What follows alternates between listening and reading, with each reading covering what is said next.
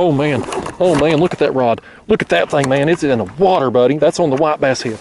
Oh man, he can't get out of the rod holder. Boy, that's a big one. That's a big one right there. Oh, he buried that rod, man. That thing buried the rod. Oh, that's what I come out here for. And he went straight under the kayak too. I wouldn't be surprised if he gets one of my other lines back there. That's okay. This thing can get in every one of my lines for all I care. I mean, he just hammered that bait. So far, it's 2 on the live bait, smalls. And clearly the biggest one of the morning so far on the white bass head. That white bass last week, man, it was performing for me. I got some really good fish on it. I haven't been catching a lot of white bass lately, just kind of sporadically, but it was paying off. I wonder if this ain't a... I felt him roll. It felt like he was rolling there. I believe this is probably a blue. I'm seeing some bubbles come up back there. I think I'm fairly close to getting him up here at the surface, but man, that was a big takedown, wasn't it? If I don't get you excited, I don't know what will. I love doing this. This is just, it's so much fun. And right now, you know, I have so much optimism just because of the number and size of the fish I've gotten off here lately. It's like, I feel like at any second a monster could come through. I'm seeing more bubbles. Still ain't got to look at the fish yet. Oh yeah, that's another big blue, man. That's another big one. Oh yeah.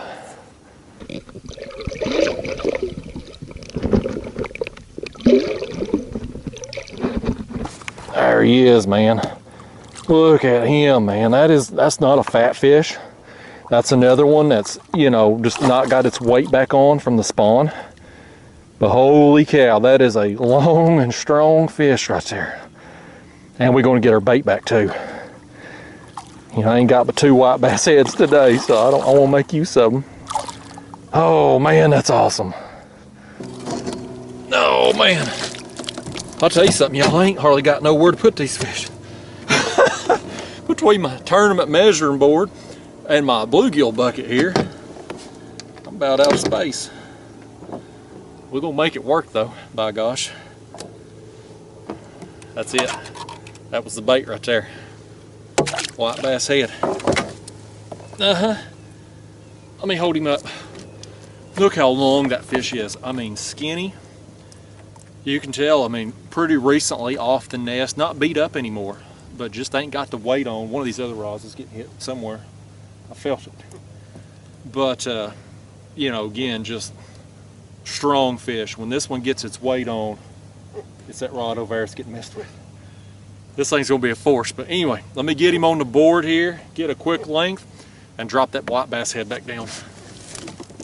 Oh yeah, guys. Over 42 inches, man. Again, skinny, but that is a big fish. A 42-inch blue. That's a quality fish anytime, anywhere. All right, guys, one last look. Man, that's awesome. This spot, it just keeps producing.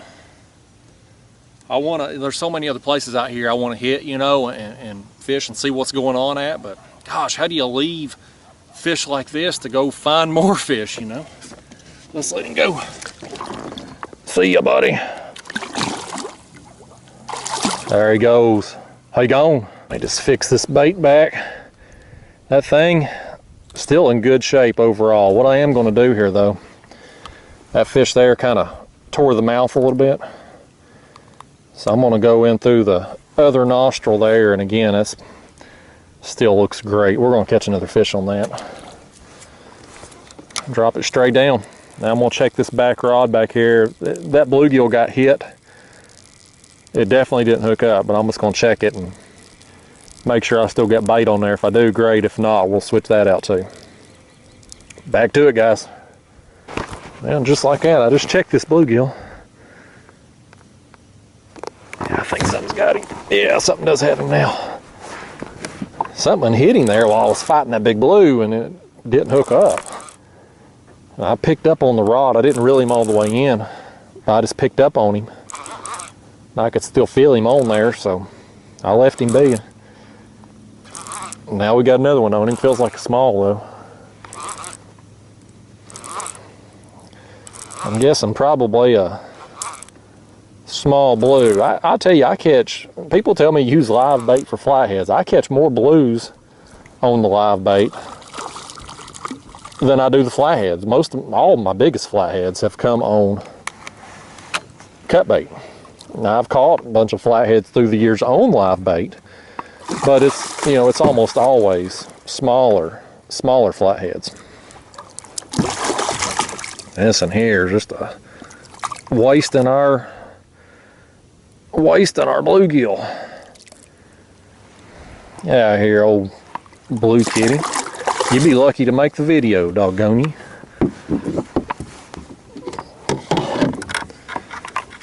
Alright.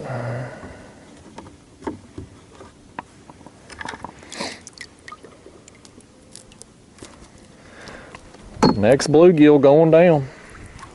That's another bad thing about the live bait is you get about one fish per live bait, whereas a piece of cut bait, especially a head piece that's kind of tough and hard to rip off the hook. Heck, I may catch 2 or 3 fish on it, you know.